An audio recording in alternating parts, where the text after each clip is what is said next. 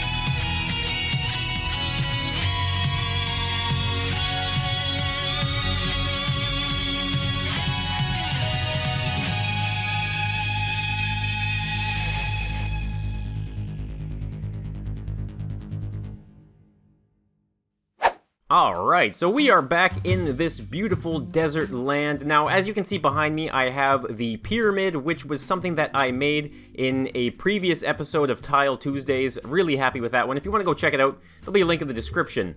So before we actually scoot on over to the bones, I just want to talk a little bit about the tile editor, what is going on here. So as you guys can see, there are some massive issues with custom tiles in Scrap Mechanic, and that is kind of what eventually led me to just kind of stop building tiles, was because of issues like this. So right now, as you can see, I am going through this land. Okay, I am coming out the other side. There's like quicksand here, guys, a quicksand in the desert. But as you can see, there's some massive issues with the actual terrain.